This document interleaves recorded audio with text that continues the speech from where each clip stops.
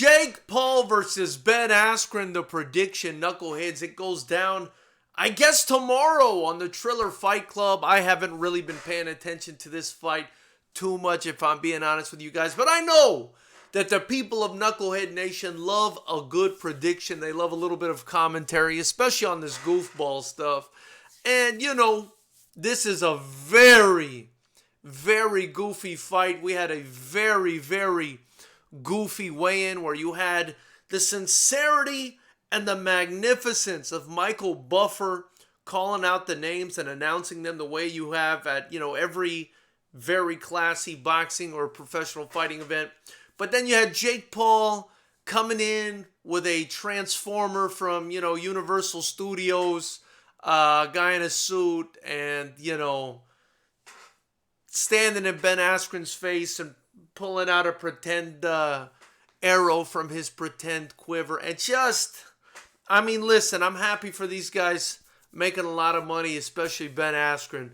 But this is Goof Troop personified. And this is what your generation likes. Look, I'm over here trying to build a real promotion, give real guys opportunities. But, we live in the microwave generation of goofiness and instant gratification and TikTok. So anyway, my point is, I actually think this is going to be a fairly competitive fight, despite the fact that these guys are not boxers. The fact that Jake Paul is probably more of a boxer, considering he's actually had a couple boxing bouts, than Ben Askren. They are insulting your intelligence by, if you're a casual, by trying to sell you on the fact that Ben Askren is this fantastic, fighter, and that means he's a fantastic boxer. He's not. He's a self-admitted worst, or one of the worst MMA strikers ever, pretty much. And that's why he was picked for this fight. Nonetheless, despite a career of wrestling and grappling, I think he poses enough of a danger to make this fight exciting. Look, neither guy's that much bigger than the other. Jake Paul, I think, is the naturally, slightly bigger guy. Askren was fighting, in the welterweight division and the middleweight division in MMA. He's going to be a little smaller, but if you saw his shape today, the guy is shaped like a bell pepper, or a pear. The guy is definitely eating more than Jake Paul is. He's also further along, right? 36 years old versus a 24-year-old. And, at the end of the day, Ben Askren can't really box. What Ben Askren has, though, right? What Ben Askren has is he's got stamina for days, toughness for days, pressure for days. And this is stuff that he's got because of wrestling, the most grueling sport, perhaps, on the planet. A career of wrestling has given him these abilities that he's just, always going to have until he dies. And that's what's going to make him dangerous in a fight with Jake Paul, who, if we're being honest, is not that good of a striker, not that good of a boxer. He's still a beginner, and this could cause him a lot of trouble. I see Ben Askren pressing him, getting him in the clinch, dirty boxing with him, because they'll let you work if it's a one-handed clinch. They'll let you work in boxing.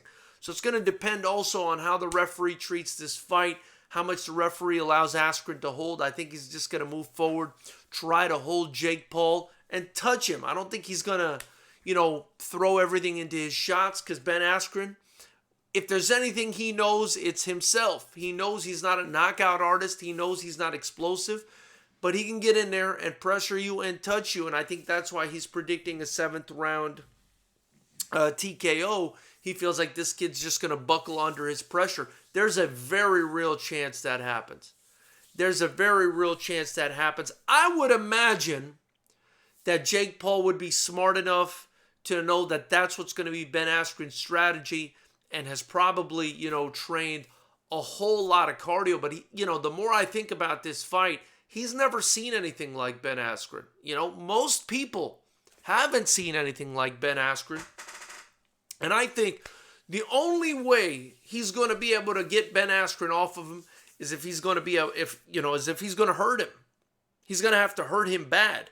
And the only time I've ever seen Ben Askren stopped was by Jorge Masvidal running full speed across the octagon throwing a flying knee. This guy's chin is made out of granite.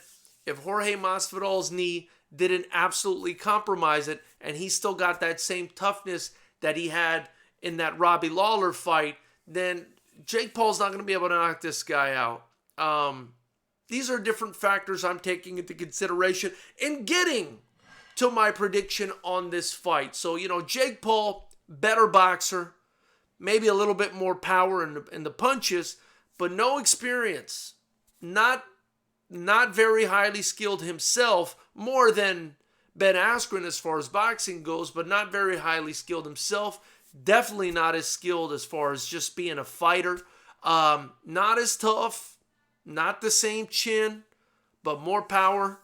Probably more speed, explosiveness. At this point, he's just a 24-year-old. Youth is on his side. It's going to be a close fight. They've got Jake Paul right now listed as a minus 150 favorite.